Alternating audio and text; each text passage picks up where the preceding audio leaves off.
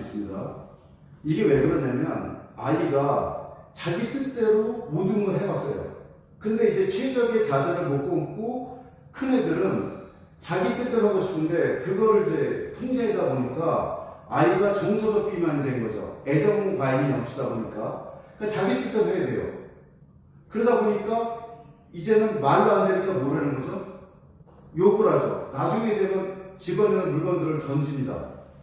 그나마 이게 중학교 1학년 정도면 아버지가 통제를 할 수 있는데, 예를 들어 아버지가 건설회사 다니는 바람에 주말을 오신다든지 아니면 이혼한 가정이라든지 이런 경우는 정말 난감해요.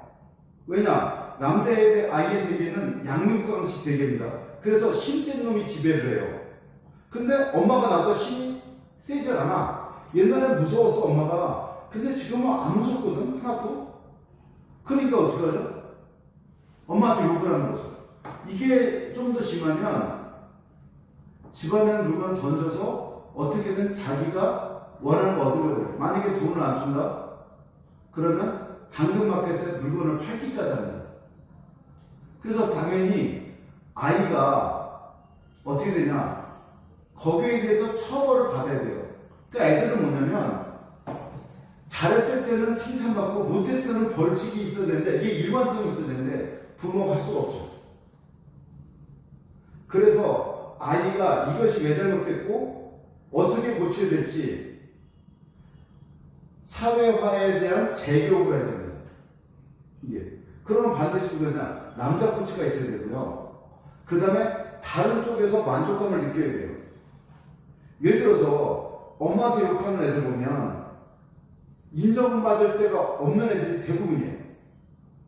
그러니까 내가 행복감을 맛봐야 되지 않습니까? 근데 그게 충족이 안 돼. 그래서 일탈행위를 통해서 충족감을 맛보려 했는데 그걸 부모가 막네. 그래서 먼저 싸움이 나는 거죠. 그래서 이때는 어떻게 되냐? 일단 디지털과 노는 친구들이 있다면 그 물에서 뛰어내야 된다. 반드시. 그리고 도파민을 충분히 맛보면서 성취감을 맛봐야 되고요. 그 다음에 아이한테 올바른 가치관과 원칙을 심어줘야 됩니다. 그때 가장 좋은 책이 데일 카네기의 인간관계론하고요. 그리고 스트레스의 심리라는 책입니다. 외부 자극이 오면 그걸 어떻게 내가 전환시켜서 승화시킬 것인가, 어떻게 하면 의미 있는 삶을 살 것인가,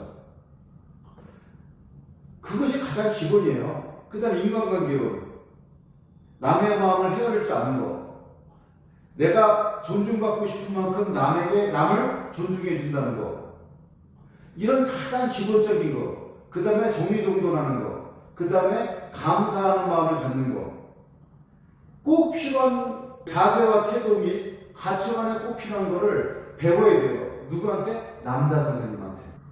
뭐가 필요하냐? 힘센 남자 선생님이 필요하고요. 그 다음에 차단된 환경, 다시 말해서 PC방도 없고 노는 친구도 없고 디지털이 없는 그런 공간, 그 다음에 이 공간에서 도파민을 맛보면서 성취감을 느끼게, 그 다음에 올바른 가치관 형성하게끔 하고, 그 다음에 그 수준에 맞는 애가 부족한 곳은 부족함을 메꿔줄 수 있는 학과 공부까지, 이 5가지가 같이 어울려졌을 때 아이가 생겨요. 반드시 차단된 환경이어야 돼요. 안 그러면 말짱 도움이 됩니다. 그 다음 부모님이 아셔야 될 게, 아이는 100고 좋아지더라도 50고 못합니다. 항상 그렇습니다. 100고 갔다 50고 못하고 100고 갔다 50고 못하는데 결국에는 진 거예요. 그래서 이런 과정이 한 1년 정도 걸립니다. 아이가 망가지는 건 한순간인데요. 고치는 거는 정말 오랜 시간과 노력과 정성, 이게 필요합니다.